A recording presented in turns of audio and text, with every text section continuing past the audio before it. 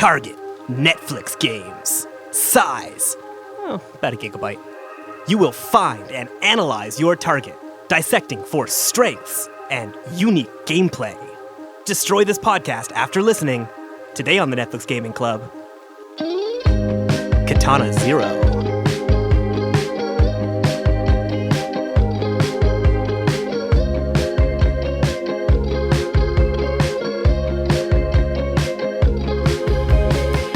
Welcome to the Netflix Gaming Club. It's a book club for video games where for the next 3 weeks, we're going to be playing the best games that are available right now for free on your phone with a Netflix subscription. I'm James Carlisle. I'm Lindsay Burak. And I'm Yasmin Thomas. Welcome to the show, everybody. Wow. Woo! Really acted on this one. I really got the intensity together for today's game. Once podcasting stops being your thing, we go into Netflix originals. Yeah, that's right. We're gonna all voice the Katana Zero anime that's coming out.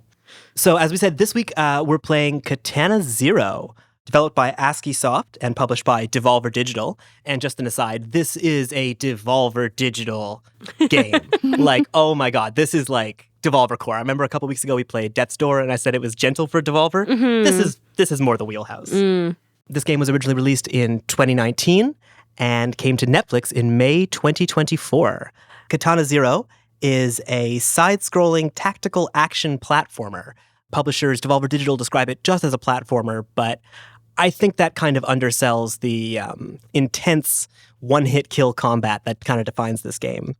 In Katana Zero, you play as Zero, a combat veteran and assassin who takes down targets on behalf of his therapist/handler in exchange for secret government drugs that keep him alive.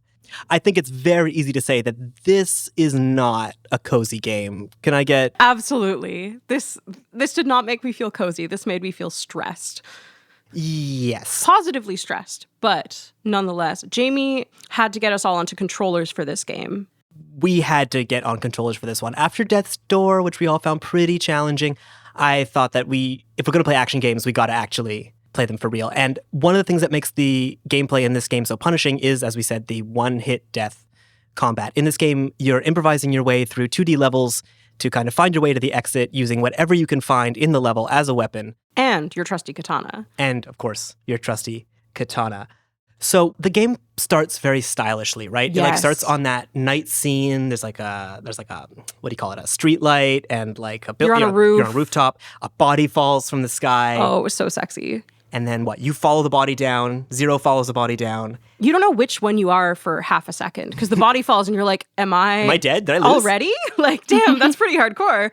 So Zero lands in front of a guard and the guard fires a bullet at you and at Zero. Time slows. And you're in control. And the first thing you have to do is deflect the bullet back. And kill him with it. Did you guys deflect any other bullets after that first one? Yes. Oh, yeah? Quite a few. A good chunk of them happened during the slow-mo parts because you can slow down time in this game to do the stuff. But I did occasionally drugs. Yes. I did occasionally deflect bullets at normal speed, which was nice. Nice. Ooh. Damn, Yeah. we got you on a controller and you turned into like super gamer. Turned to Katana Zero over here. I actually struggled with the controller as well because I was experiencing like this very bizarre glitch while using the controller.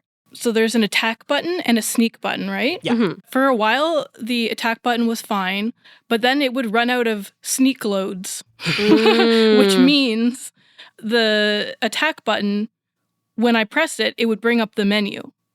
Oh. And the only way to stop that from happening was if you tap the sneak button. If you press the sneak button once and then hit the attack button, you get one hit without the attack button also bringing up the menu.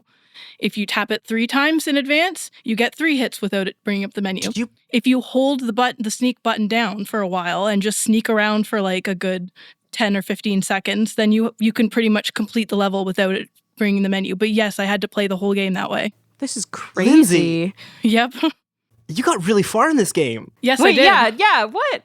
I did get really far in this game. And let me tell you, I couldn't beat... there was a boss fight at one point where You have to keep going through the same scene over and Yes, over yes. again. tied to the chair. And then you have the boss fight afterwards. I couldn't do that boss fight because of the glitch. I had to have my boyfriend do the fight for me because it was just too hard, because there was really no way to sneak around for very long before you'd immediately get attacked every time the boss fight would start. So I had to be constantly dealing with this glitch during that fight, and it was very challenging.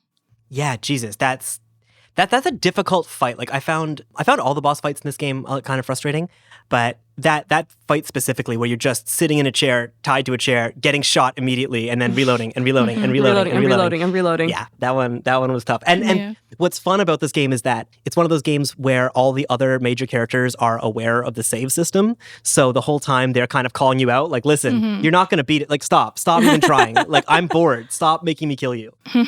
How spoiler heavy are we going? Yeah, let's talk about that. Because we all played pretty far. We all played pretty far. I think we should talk about the things we saw without talking about specifically where the plot goes, if that makes sense. I think it would enrich the discussion to talk about some of the elements and characters that show up, but we just won't talk about kind of the journey Zero goes on. I will say, the lore of this game was my favorite part. Deep lore. The in this action game. scenes are hard. I am not good at combat in real life or in video games, but very rewarding, partially because completing a scene is very rewarding. It gives you the instant replay of how you did it and how effectively you did it, kind of thing. But also because I was just trying my best to get to the next piece of information, just continually going, oh my God, this keeps going even weirder than I expect it to. How deep can we go? So this game kind of has a 3-part structure. Every level kind of follows the same structure. Is you go to see the therapist, in the morning. He gaslights you for a while and then gives you your government We'll drug. get there. We'll talk about the therapist a little bit later. But yes, the therapist then gives you a dossier and tells you to go kill somebody. And then you're off into the level, which is the combat part of the game. That's the meat of the game. And then you finish the level. There'll be some story stuff will happen. Sometimes a boss fight. Sometimes you have a dream or a nightmare. Sometimes a little girl comes and hangs out in your apartment. Then you get to go home at the end of the level and put your samurai to bed. You give him his little green tea or his herbal tea, and you put the TV on so he can watch the news reports of what he did, and you put him to bed. And yes, sometimes his evening routine will be interrupted by a little small girl. child. Oh man, did you guys catch the coolant leak thing on the news? No, what? So at near the beginning of the game, I think this is the first time that you're back in Zero's home. You can turn the news on, and then it's basically people in District 3, which is where he lives, which you find out after the fact, have had a coolant leak in the water. Don't drink the water, basically. Oh. And then it forces you to drink the herbal tea because he's I don't want to go to bed without it. Oh my God. And I'm we're poisoning ourselves. Oh my God. Man, I mean, this game has a bunch of hard-boiled detective elements, and one of those is this feeling that you're just destroying the body of your protagonist. Yep. Between the government drugs and the what did you call it? Coolant leak. Coolant tea. Oh my God. No, it's like cyberpunk, neo-noir, gorgeous, absolutely stunning. But and definitely. you can pet a cat. You can pet a you cat. saw the cat. I petted the cat. I also petted the cat. It was rewarding. I found out about the cat this morning doing a speed run, just trying to get the last bits of information in my head. I couldn't believe it. That's we're 5 out of 10 on games Where you can pet the cat. cats. Yeah. So maybe it is a For cozy game devs who are listening to this, apparently it's really important to both us and other people that we be able to pet cats. Oh, they know. It's known. So let's talk about the visuals a bit. The developers talk about this game having an 80s neon look. I have to admit, besides all the technology, VHS stuff, I didn't pick up on the 80s thing. Yeah, neither did I. I think they're arguing kind of the 80s, grimy neon specifically. Totally. It's got the nightclub. I mean, you're in a nightclub at one point, but the warehouses, the nightclubs, all of that. Because neon in other decades isn't associated with that level of just dirt and grime and not grossness, but there's a film over it almost. That's a very 80s neon specific thing as opposed to 90s or 2000s where it's a bit cleaner by that point. Well, I'd say this whole game has a tube TV aesthetic. Yes. The level select screen is a pile of tapes that you put into a CRT TV. We should say this game has got kind of a pixel look. It's got, if you know the Game Maker look. This game looks like a game maker game. It's got that kind of chibi, super deformed look where the heads are all a little bit too big. And it's pixel art. It's gorgeous neon colors. All of the game happens at night, and you still see everything beautiful and clear. So twice as much appreciation for that one. But especially the level design. As we said, it's the one-hit kill, but it's also you have to get through the whole level, killing everyone to get to the next door, and that's when you complete each of the sort of level stages. The paths and the levels throughout that are really, really well recognized. Like, you go up, you go down, you go through this floor, you go through this door. Like, there's just a lot more.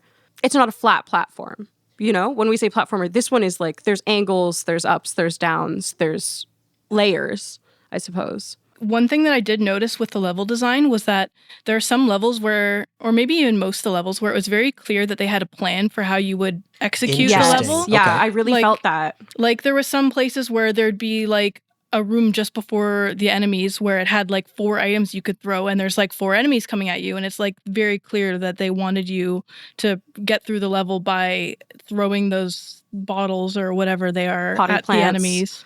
my favorite is the bust, like just like the Mozart head that you can throw at people. I liked the potted plant a lot. I was like, this is, very hated the Molotov cocktails. Because yeah, I kept killing myself with I them. would kill myself with those constantly. So this brings me to my next question, which was, did you feel that the paths you take through the levels were puzzles, or was it more improvisational? Like, would you try new stuff, or did you kind of figure out what you wanted to do, and then it was just a question of getting your fingers to do it? For me, I found it depended on the level. Some levels that had more enemies and were a bit longer, like I'd start progressing through in the way that I think made the most sense to me, and then found myself getting stuck partway because I just didn't have the right resources or positioning or whatever to complete the fight, like nothing to throw at somebody if they were too fast, or if I needed to slow down or dodge things. So sometimes I would start from scratch and like do a different route than my original one that I had been practicing. But for the most part, I would just progress bit by bit through the level, like getting a little bit farther each time until I was able to kill everybody in the floor. I do think I treated it more as a puzzle than improv, though, because as you said, Lindsay, like the way that the levels are laid out, it's definitely improvisational. If you don't want to solve it the way that they've like not even laid out for you, but suggested, you can definitely solve it a bunch of different ways. I'm sure if I watched playthroughs, someone would have solved a level completely differently every time a different person plays it. But the game gives you kind of, not even a hint, but like a spirit, a way, some sort of like half-laid suggestion for you to follow. So I was always kind of trying to find those and solve it in that way. It felt like running through a scene, but that you could go off script from it. Yes. Oh, cool. Yeah, like yeah. Yeah, and I think this isn't really a stealth game with the exception of, we'll get to it, but with the exception of a couple places. Hardest level. We'll get there. But yeah, I think this game kind of follows the path of a stealth game in that, like, when done best, there's clearly a way to do it, like a perfect run to get through it. But if you mess up, you can, through being twitchy and clever and improvisational, get back on the path, like you said. Yes. Like, I think that really is the mark of a good stealth game, and I think works here. I actually confused this game a lot with another game called Mark of the Ninja. If you listen back to a bunch of the things I said about Katana Zero before we played it, I was talking about Mark of the Ninja. Whoops, it's a great stealth game. Check it out. This game's really good too, so no worries. This game is especially beautiful, and if we're still talking aesthetic or those touches, just like beautiful touches, really like also the contrast. Like each of the levels feels different, is a different place, completely different. Like it's the same overall aesthetic, but the hotel versus the nightclub versus the warehouse, all very different. All very different. Your house feels so different from the rest of it as well. That was just like so striking. And when you say put him to bed, fun note for the listeners, you sleep on the couch. Your apartment is 2 shitty rooms and a very uncomfortable looking couch. And that's it. Does assassination not pay well anymore? I mean, really. Well, it pays in drugs that keep you alive, right? Like that you think and free therapy. keep you alive. And terrible therapy. Did they actually say that they keep him alive? I thought he just wasn't quite sure why he was taking them. No, he seemed very confused. It depends how nice you are to your therapist. Because I how much chose at one exposition you point, get. you can choose at one point not to take them anymore, and I stopped taking them. What? You can choose it, but the therapist gets so mad at you. What? I reneged on my decision. I was like, I don't want to. And then he started yelling at me, and I was like, okay, I'll take the drugs. Oh, so but you did end up taking it. No, I didn't. Did you lose your ability to do time stuff? I didn't, but it changed a little bit when I did that. Only for like maybe the next level after. I just chose not to take it. But what happened was, I guess there's still enough of it in your system that you have some of the extra sensory. So what happened was, in a normal level, you have the ability to slow down time for a period of time. Yeah. And you can reverse if you make a mistake and get killed and start the level over again. Well, you can restart the level. You can't reverse. Well, yeah, but like you reverse to the beginning is what I mean. And then after you successfully complete a playthrough, it'll show you like a black and white tape of what you just did, replay. Basically.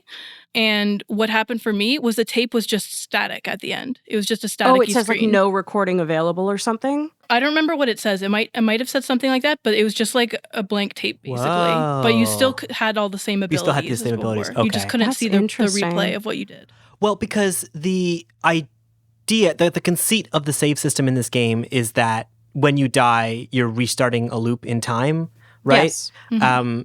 And so I guess if you don't have the drugs that allow you to restart the loop in time, then we're just kind of saying, oh, luckily he did this one perfectly and didn't need to retry. I don't know. It was very weird because like you still can go back and start it over. It's almost like he still had the ability of foresight, like where he could see what he was doing. I think it would have been cool if they did a level where you maybe couldn't slow down time, or like they just did something with not having the same powers. And this game totally would have had the flexibility to do that. I mean, like every level in this game is a little different and introduces something like different mechanically. Like Yes. the second level of this game is maybe the third is a forced stealth level where you're going through the club and you have to like That's third. Third, okay. And the guards, like you can't be seen by the guards. You have to hide in like dancing groups of people and dance. I liked that. That was so much. Well, I liked it. I hate forced stealth. And when it did that and it was like, okay, now you got to play the game at our speed, I was really annoyed by that. But this game is a cool thing where if you kind of just play really fast, you're okay. Like you can get through the stealth part in about a minute and a half just by like being really aggressive with it. The game in general rewards aggression. It's kind of daring you to be patient, but wants you to be aggressive. Yeah. Like a lot of the levels will go best if you just go in just like all Start guns slashing. blazing. Yeah. Yeah, it definitely is a game that is rewarding you for instinct over Well, planning. and it comes up in a lot of places. Like patience is such a virtue in this game. Like partially, I think represented by the fact that you have to kind of slow down to be a good like friend to the little girl. Yes. But mechanically, what makes you have to slow down is the conversation engine in this game. Like this game is a really cool dialogue engine where whenever you're in a conversation with somebody, your first initial thing that you can say, you initially have one response that you can say, and it's kind of aggressive. It's the asshole And it will be in response. red. And it like interrupts the person speaking. And then if you let that time out a bit, if you literally just wait and do nothing, then more calmer options appear that you can say. And apparently the conversation engine changes the game because I didn't even know you could go without the drugs. No, it 100% does though, because especially with the therapist, like I was going, I'm going to get a good grade in therapy. And then I looked it up afterwards and you genuinely can get an achievement for like really good or really bad. Like if you exclusively pick the aggro response in therapy, there's another achievement that they'll give you, which is just, man, you're a dick. Interesting. Did you guys have good therapy sessions? Were you good? I was a good patient for the most part, except for when I refused to take the drugs. Yeah.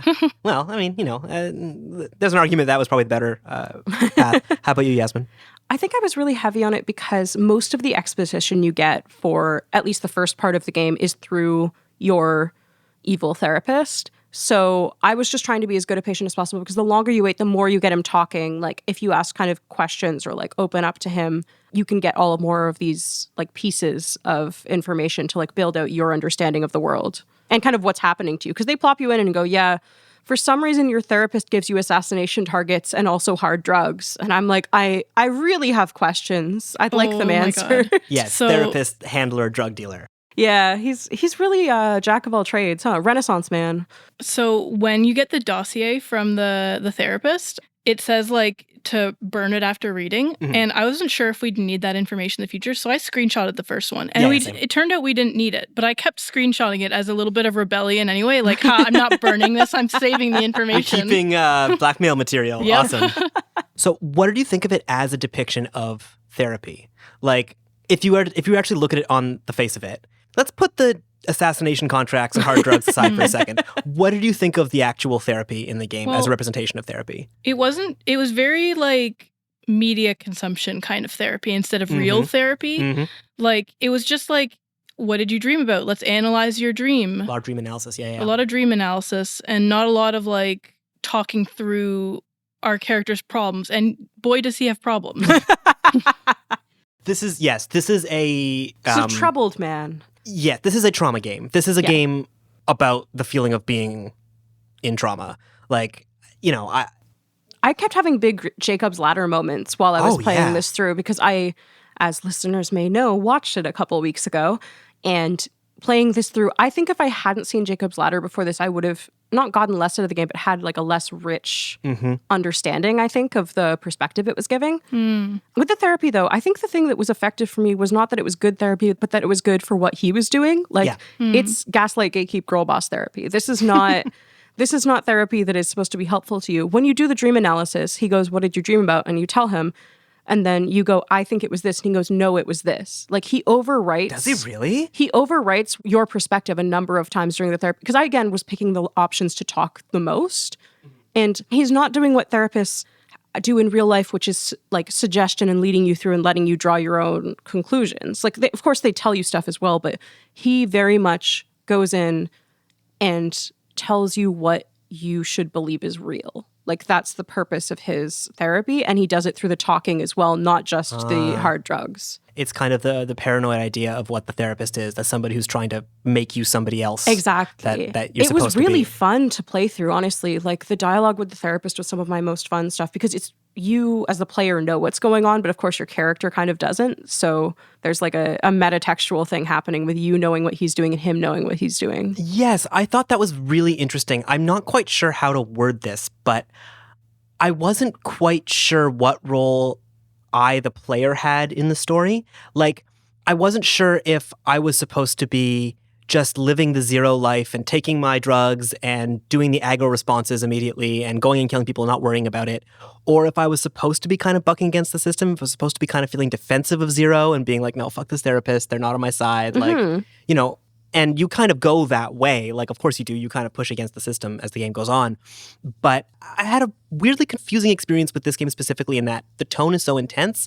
I wasn't quite sure if I was supposed to be fighting it or not. Do you know what I mean? Yeah, there was actually like part of the thing that I was wondering while playing the game was how much control we actually have over what Zero does, because there was a lot of times where we would do a mission like we were supposed to, and then something goes wrong, like a person got killed who wasn't supposed to be killed or something. Or your target's killed before you get there, or... And then, like, the therapist will get mad at you and be like, this isn't what you were told to do, you didn't follow instructions, stuff like that. And that made me think, like, could I have followed those instructions better? Like, is it scripted in the game that I am doing a shitty job? Or certain missions you're set up to fail. Yes. Yeah. Like, you show up, the guy's dead. You can't do anything about that because that leads you to the next piece of the story. Like, you get to investigate this stuff on your own. I think I was very sympathetic to it because it's very intense, but it does a very good job of kind of...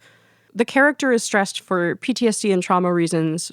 He lives in a shitty apartment and all he does is get drugs and go to therapy, all of these different ways. And then the game, the way that it like throws the stuff at you and throws so much pressure at you, puts you in that mindset as well. I think it did a really good job of like pulling me into that and going, oh no, like I'm defensive of him. I want things to be better.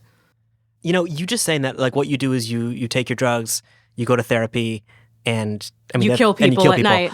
But like, if we take the killing people as an expression of trauma, like that's actually a pretty relatable place in life to be. I know certainly in like my mid-20s, I was in a place where, my week was I go to therapy, I take my prescription drugs my therapist tells me to take, and then I have times where I'm just feeling like I'm in trauma and I'm trying to actually go to enough therapy that I don't have those trauma episodes, but like it happens, right? It's a holding pattern that they create though, because the game does a good job of like, this therapist isn't trying to make you better. These drugs aren't trying to make you better.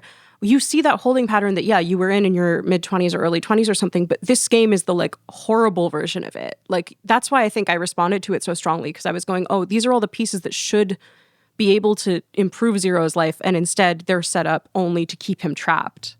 Again, it is that paranoid view of therapy. It is that you're not really here to help me. I mean, in this case, it's your like government therapist. So the government conspiracy stuff is really fun, actually, and the like pieces of information you get about like the cyberpunk war that you fought in and against the Cro-Mags. I did a lot of like research on Cro-Magnons to like just be sure, like, is this like racist? Like, It's a what? slur. It's It's an definitely in-game slur. in-game Yeah. slur. But like, I was like, is this? Are we Real talking about life? anybody real? No. Because like the whole war. So I guess the 80s element of this game is like the Vietnam War is so present in this Yes. game in a way that just feels insane in the 2020s. Well, especially like that's where the Jacob's Ladder stuff really helped me, right? Because I was going, totally. oh yeah, I thought about this a few weeks ago. I remember. It's all fresh.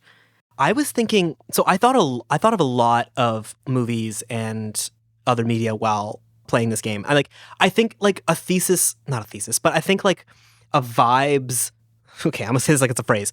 A key to the vibes in this game is like watching your dad's movies on VHS. Like it's all 80s, it's all like Vietnam or like Kung Fu samurai movies, or like this movie reminded me a lot of Rambo. This game reminded me a lot of Rambo. I mean, I think it's no coincidence that it reminded me of Drive. Yes. I think Drive is a huge influence on this game. Of course, a movie it reminded me of that you guys know it reminded me of was a movie called Ghost Dog: Way of the Samurai. It reminded me so much of Ghost Dog. We actually had like an extra credits session where we all came around and didn't record a podcast and just watched Ghost Dog. And then went, oh shit, yeah. Oh, it's Ghost Dog. I forgot that Ghost Dog has a little girl in it who Yes. like redeems the player and trades books with him and stuff. The other movie this game reminded me of was Baby Driver, mostly because of the way that this movie uses music. The connection here being every level in Katana Zero starts with Zero putting on his headphones and listening to a different custom-made track for the soundtrack. What did you guys think of the soundtrack of this game? Oh, I loved it. Very early on, I don't remember which exact level or song this was, but I was like, this is Night Call by Kavinsky. Like this. The theme from Drive, Yep. we should say. Yes, the music is all very like that pulsing, like not synthwave exactly, like electronic. I would say it's like synthwave. Would you? I'd say. Kavinsky Drive soundtrack, techno 80s nostalgia, club beats, like. Mm-hmm. I think one of the things that really helped with is like first of all, I've been bumping this soundtrack since we started playing this game. I downloaded the whole thing. You can find it on Spotify and Apple. It's out there. Huge shout out to the creators of this game because amazing job there. It's good working music and like getting stuff done music. It is quite possibly the least relaxing soundtrack I've ever heard. Oh God, yeah. Because at first you're like, oh, kind of like chill beats a little bit, sort of. And then the pulsing and the intensity get up there and you're just, I had adrenaline listening to it when it came on shuffle in the middle of a bunch of other suggestions. No, gorgeous soundtrack. Everybody go download it. It's fantastic. As you said, yeah, very cinematic. It's propulsive, right? It's wide and sweeping and dirty and grungy and just really puts you in this kind of headspace. It reminds me a lot of, this game is so in conversation with a game called Hotline Miami. Oh, yes. I was thinking that too. This game is basically Hotline Miami from the side. Like Hotline Miami is a top-down version of this. And the big connection is the look of it, that neon pulsing look and music, and the one-hit kill mechanic where you are clearing rooms. You're clearing a path. And if you hit the guard, they die. If they hit you, you die. And so this like parity between the two of you means that you have to have so much more stealth, so much more ability. One thing I wanted to mention, we didn't mention earlier when talking about the improvisational nature of the combat, is that the environments are a huge part of it. Like, it's not just that you can pick things up off of tables and throw them at people. You can like blow up steam vents and create like a foggy room where you can do whatever you want. You can turn on and off the lasers once you're past them to fry a bunch of other people. Lasers. Fantastic lasers. Did you get that in level 1? Yeah. Where you blow the guy's head gets blown off, Yeah. and then a bunch of guards come in after you, and the guy goes, "Mind the lasers, boys." And you're like, Something about this tells me I could do just a little something something. This is a game that has switches in it, and the switches will change things in the environment, like turn on lasers or change the direction of a what's it called, conveyor belt. There is a level in this game where it's called the Slaughterhouse. God, the tone of this Awesome. this awesome. episode of our love podcast is crazy.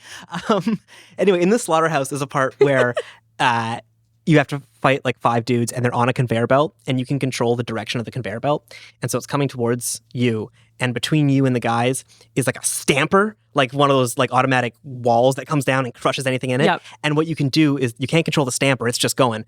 but you can like you just ride the toggle on the conveyor belt And to like crank it up and position the smush guys them. and Yep. get them right in place and then just smush them. It's so good. I love smushing guys in this game. Like, I just love an improvisational combat room. Or there'll be like a room with like a bunch of barrels and like one dude in there, and the barrels are all red, and we know what that means. So you take your Molotov cocktail and you blow up Throw like it in, all yeah. the barrels. Well, even stuff like that with like I was saying, you can open doors, you can bang down doors, whatever, but you can open a door, throw a Molotov cocktail, close the door. You've killed 4 guys. You're done. You're done. Problem solved. Like, there's so much of this game which is environment and those pieces. It's so good. Did you guys have a favorite level? I did, but not because of the level, just because something that happened in the level. Okay, what I do you mean, got? that's the level. I mean, arguably. like a conversation that happened in the level, but I guess that counts cool. still. What do you got? The Skinny Ricky's level. Oh my God. I just thought that conversation they were having was so funny. It's like a little been a little gang while. of guys Yeah. called the Skinny Rickies who were indoctrinating this guy. Inducting a new guy into the... Yeah, sure. Inducting this new guy into him, and they're basically like, They're you are no greasers. longer Like, they've just... got the pompadour, the slicked back Yes. hair, the... And I think you have to be named Ricky to get in, because they were Richard. like, you are no longer You're a slender Richard. Richard. You're now one of the Skinny Rickies. And I just God. listening to that conversation and then going and immediately killing all of Murder them, them all. like, it's just such a laugh. And also, like, strong Tony and stuff like that. Like, there were so many points where you're in the level and the henchmen or whatever are talking to each other, and I would stop and just wait for their whole dialogue thing to play out, because there's so many little fun world building points in this. I mean, you've got the Sydney Rickies, you've got strong Tony, who you kill and then immediately run into somebody else who's like, strong Tony will take care of you, and you have to like point to his corpse and be like, so oh, wait, really? yeah, Cool. just all these little tiny, I will say, actually, so much of favorite this. level design for aesthetic. I really liked the hotel in general, but I also really liked that when you show up, the name of it is like something longer, Yes, but the and lights have burned it out, says so it says Murder Murder Hotel. Hotel. And I was Yes. like, oh, this is my kind of game. Like, we hit that level. That's like level 2, and I was already Yeah. like, yeah, I'm signed up. I'm committed. Well, that level does a lot of like teaching you what kind of game you're in for, because that's the one where you have the long conversation with the receptionist. I had the longest conversation with her because I was like, at that point, I'd already had my, like, I'm going to just keep talking in therapy. So I was going, I'm just going to talk to people, learn as much as possible. The parts where you can go, no, I'm cosplaying. This Yes. blade is a Yeah. incredible, Start making fun of your bathrobe. incredible dialogue choices. And at the end, when you're trying to get out past the police, if you talk to her, the police go, hey, this guy has a sword. Like, we should interrogate him. And the receptionist goes, oh my God, no, he's cosplaying this guy from this anime. Like, he's cool. We chatted before. Just let him through. Oh, that's There's still awesome. blood on you. And Yeah. they're like, there's blood on you. And she's like, it's part of the cosplay. I told her I'd come to take a shower. Well, I did the cosplay. That falls in the I bathrobe. did the cosplay option. It was just so cute. Like, all of these different points where you can connect with a throwaway character in So a much level. so much so. Like, Yeah. what did you guys think of the little girl of that? She's not a whole little- throwaway character. No, she's not. But like, what did you think of that whole like relationship between Zero and? Did she have a name? The little girl, the child.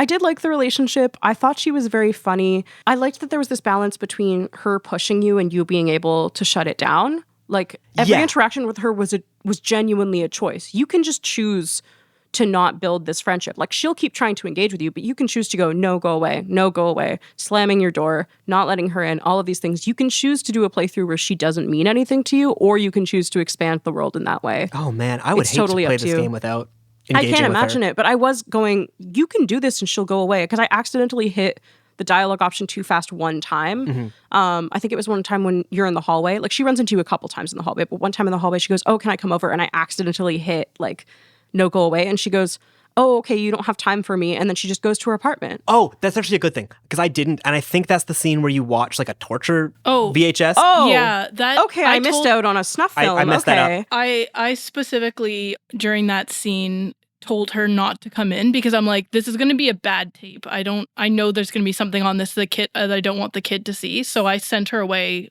That's the only time I sent her away, though. I think, and you can tell me if I'm wrong, I think if you bring her in, what happened was I accidentally showed her the beginning of the tape because I just messed up the dialogue. And she was like, this is scary. I don't want to watch that. And then I took her to the video store and we rented a different movie. Oh my God. We did rent a movie Okay. as well in ours, but that was a different day. I didn't get in to rent a ours. movie with her, I guess, because I opted to that one. Or You rent old samurai movies, which again is the other thing that makes me feel like this is a game about watching your dad's movies with your dad. Yeah. What do you guys think of the partying neighbors? Sorry, let me put it this way. I love the partying neighbors. Like, they're so cool. Like, whenever they were like hanging out and dancing or just like smoking and watching a movie, I'm always like, oh, hell yeah, they're having a good day. Well, wait, where did you see them besides in the snuff film? When your They're first just- shot of your apartment, the wall is there and you can see them on the other side of the wall. Oh, I Yeah, didn't pay it's a attention to them cutaway. at all. Oh, yeah. That so was such a funny intro. Like, that was the point where I was like, oh, personality has appeared, because it's you in your dingy apartment sitting on your couch that is also your bed. Not a pull-out couch, just a normal couch. He sleeps curled up on his sad little sofa. And then on the other side, there's this group of people with the oonce, oonce, oonce and the disco ball. And I was like, oh, yeah, like, let's reinforce how miserable this man's existence and is. I think you're not supposed to like them. I think it's supposed to be like this guy's life is miserable, but I don't know. I was Sounds like a kind of fun like, building. yeah, go off. Like, Yeah. you're having a good time. You should go say hi. I just kind of was like, yeah, if it was me and not Zero, I would be over in the party neighbor's house. Absolutely.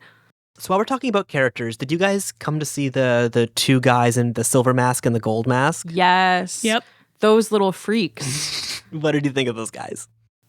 Those little freaks. I mean, one of them is giving you full-on Shakespearean English, and one of them is like, haha, yeah, that's right. Like, the tone shift between them is so funny. Their banter is funny. That also, this is the thing where I was saying the game just keeps getting weirder and weirder and weirder at these points. Like, you're going, okay, I've already uncovered this. Okay, there's this weird, like, Russian, inexplicably Russian. Yeah, there's a bunch of like Russian mob stuff in this game. There's like a weird Russian gangster, and he like semi-kidnaps you for a bit, and you get home and all of this different stuff, and you're going, how much weirder can it get? And then you wake up and there's two guys in masks that represent life and death in your apartment declaiming at you. And telling you have a choice. You have to pick one. And then Either it's like life 3 or days death. remain. Yeah, no, this game rules. So speaking of which, what do you think of like the tone of the game? Of the whole like T for teen, super angsty like vibe? Well, it was a little bit edgy, but at the same time, like, I think it worked for what they were trying to pull off and like the gameplay and like everything. It was very cohesive, but it also didn't lose its humor. Like, it still had those funny moments, like the skinny Rickies and the life and death guys that are just ridiculous characters. And like, I don't know, it had its humor, but it still felt like a game about a serious subject. It felt serious, and you're saying edgy, and I get that, but every time I kind of went, oh, it's edgy, they would give me a reason for it to be like, oh no, this man's life does just suck, you know? You could never get too far into like, well, it's a little melodramatic before something happened to give you a real reason for him to be like this. So, I don't know. I think it did a really good job with tone. I had a really fun time. I want to get him into real therapy. I think that's my hopes for him. I think he could benefit from a doctor who Doesn't give him is not targets giving to him kill. assassination missions. I think he could benefit from like having benefits. He doesn't seem to. He pays for the drugs by killing people. I mean, this is really not what you want for anyone. I guess that brings us to what did we all think of the game? Yasmin, what did you think of Katana Zero? I mean, great game. Definitely like very challenging but rewarding gameplay. Like, it's fast. You need to be able to move fast. I do recommend the controller thing. Absolutely. Like, trying to do this on-screen controls, which I did at first just to like do the tutorial level, and then I restarted the game once I had a controller because I was like, we can't ever go down this road again. Really challenging, really rewarding, like great aesthetic, great soundtrack. Like, really want to emphasize that part for everybody, and just so much story. Like, this is a game where, yeah, sure, the meat of the game is the action and you have to do that, but there's so much world, I guess, to this. It gives you a story, it gives you history, it gives you side characters that are people, you know. It really does a good job of like building up this game into something bigger.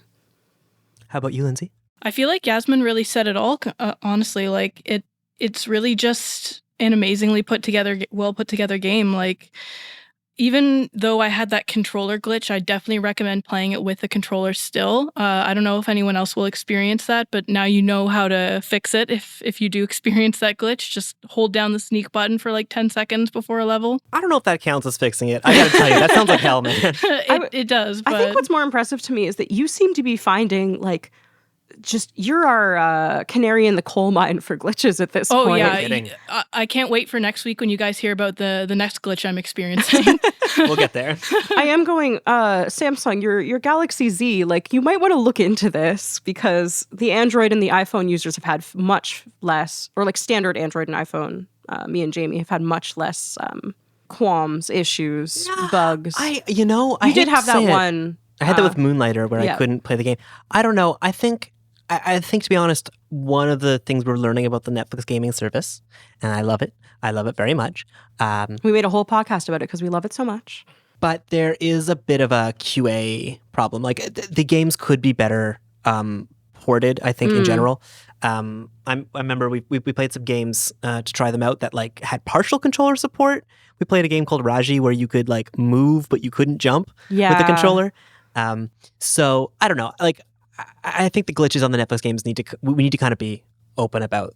I think we need to kind of like acknowledge that and say, please fix it, Netflix. I will say I haven't had any. So, but that's great. Google Pixel 7a users, The perfect phone? we're the ideal. We're the Netflix gaming ideal. For my part, I'll say that, yeah, I definitely recommend this game. I think it's great. I think the action is super snappy. I think the like environmental combat is really well thought out. This game has so many ideas. Mm-hmm. Like every level, it just throws something completely new at you. We didn't even talk about the part where you play as a different guy for a level with a completely different moveset. And the prison level, the first time you go through prison it. level is the most difficult. When you said the sneaking, I was just having like war flashbacks to surviving that. One criticism I do have is that the game feels a little unfinished. I got to the end of the game and it just kind of stops. And then you get into an area where it goes like, coming soon, free DLC, where you'll be able to do this level. And it's been there for 5 years. Now, that said, they are still working on it. They have said it's going to be completely free. So take your time on the free expansion. But the game does kind of just stop in a way that makes me feel like it was a money or a time thing, where it was just like, we got to get this out. So caveat there, if you get to the end of the game, you will kind of be like, oh, okay. But hopefully, Katana 1 coming soon. Woo woo. Honestly, like even with the way you're describing the ending, I'd still say it's worth it to play it because the journey is amazing. There's like a highway level in this game that's just crazy. There's a level the you go cart rider. Oh, I also have to say this game has an extended Silent Hill reference, so that's points. That's huge points for me. Okay, I think that's going to do us for Katana Zero. So we're going to take a quick break and then come back with the B-side. Okay, and we're back. So now we're going to talk about some recommendations in case Katana Zero was too sharp for you. Lindsay, what did you get up to this week? So I've been playing Lovers in a Dangerous Spacetime. Hey, locally developed. Yes. So it was originally released in 2015 by developer Asteroid Base. It's a space shooter multiplayer co-op game where you pilot a ship and each person can take command of various stations such as engine, shield, turrets, stuff like that. And you go into like a world that has a bunch of different levels in it.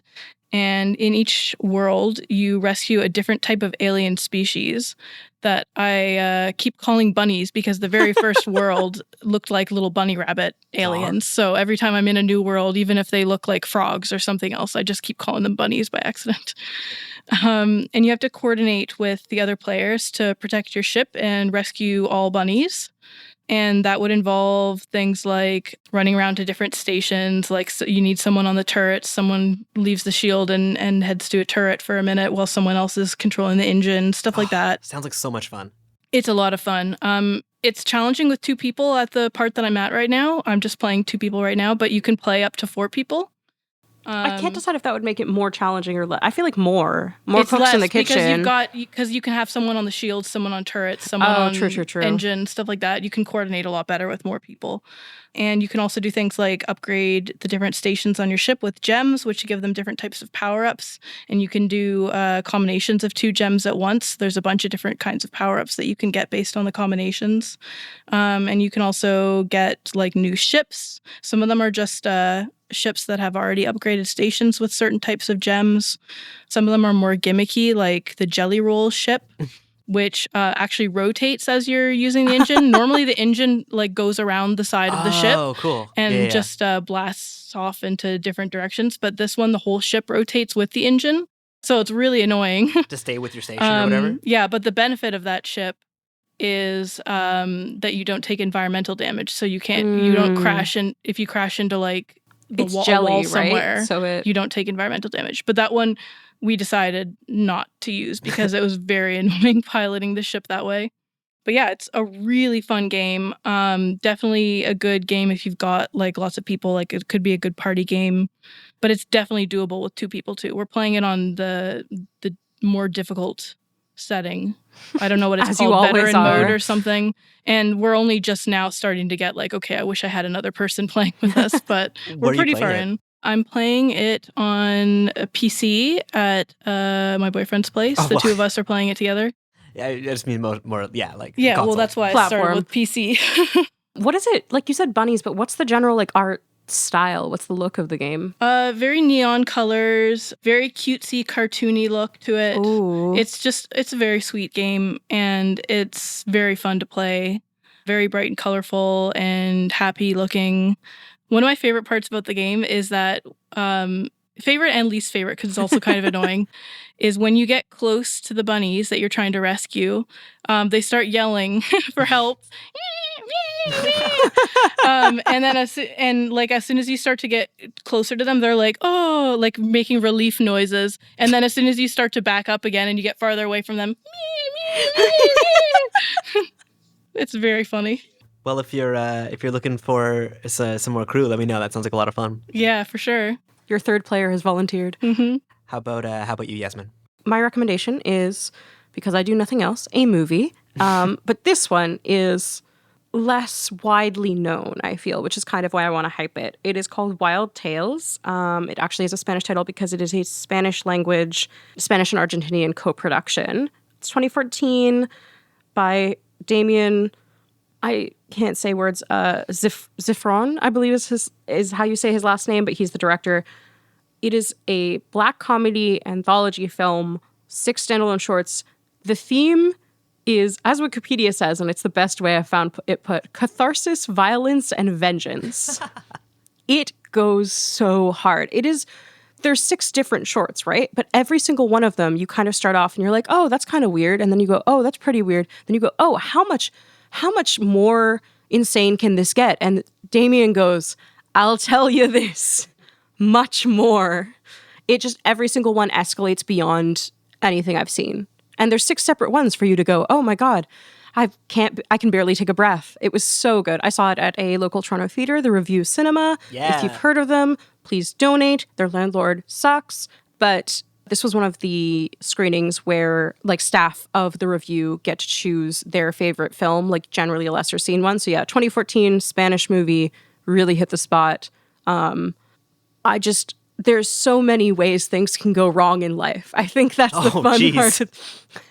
The escalation is definitely part of it, but it's also just you going, wow, I need to make better decisions. So great, fun, laughs all around the room. Highly recommend it. And Jamie?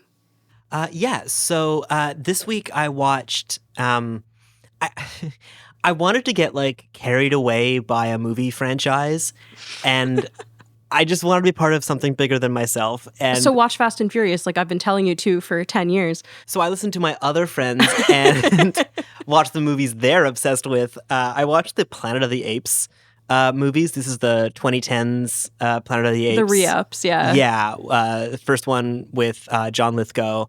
He unfortunately isn't in all of them, but he's in the first one, which is why I watched it for real. I love John Lithgow. Anyway, really cool series of movies.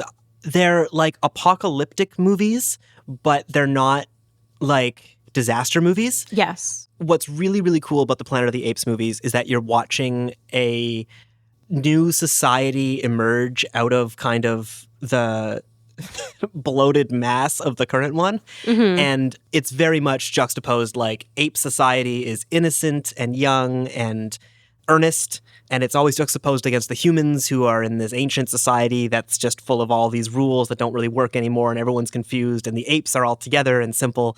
And I don't know, I never watched the Avatar movies, but I get the feeling that these have a similar hypnotic like quality where it just puts you in this simpler world where everybody's on the same page and everyone's working together, and even the language is simple. Like the way the apes talk is so hypnotic and like, apes together, strong. Like you just, it's just evocative. It just makes you feel something deep inside you. It makes you want to go back to Monkey World. I don't know. How many, you said did you watch the whole, how many of the movies are there now in this like reboot? In this reboot series, franchise? There are 4 now. There's the trilogy from the 2010s, Rise of the Planet of the Apes, Dawn of the Planet of the Apes, and War for the Planet of the Apes. I think I got some of those out of order. Jesus Christ. And then the new one's Kingdom of the Planet of the Apes, which takes place 300 years later. How many more words can they put in a movie title? Well, they can put "of the" at least one more time.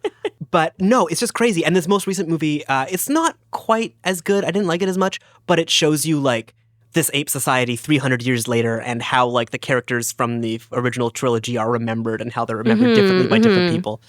It's just, I don't know. There's something earnest and simple and just positive about ape culture. Like, I've also just been watching a lot of ape content. Like, I've been watching a lot of like chimpanzees on Instagram and just like... Your algorithm is going, we see you. We heard Planet of the Apes through your phone and we know what you need right now. I'm going full monkey mode and just, oh man, they're so much more honest than us. I don't know. And they're so much chiller. Like, they make faces that I wish I was cool enough to make. And I just, yeah, I don't know. So kind of a scattershot recommendation this time. But Jamie's recommendation trilogy. Is monkeys. I recommend monkeys. They're better. If you've thought about them lately, good. And if you haven't, you should. Have you thought of monkeys lately? Yeah, exactly. They're thinking about you. And we'll be thinking about you, dear listener, for the next week as we miss you and go away. We're going to talk about what game we'll be playing next week. But before we do, we'd like to say that you can get in contact with us by following us on Instagram or TikTok at Netflix Gaming Club, or you can send us an email at nfx@bigbad.ca. You can help us out by rating us 5 stars on your podcast player of choice, or by simply telling a friend that you think would like the show about your favorite episode. Okay, so Yasmin, next week we're going to be playing Braid. How does Netflix describe Braid?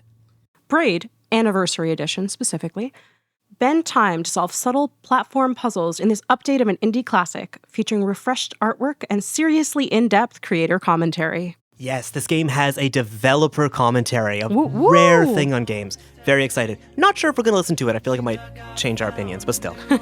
All right. We'll see you guys next week. See you then. Bye.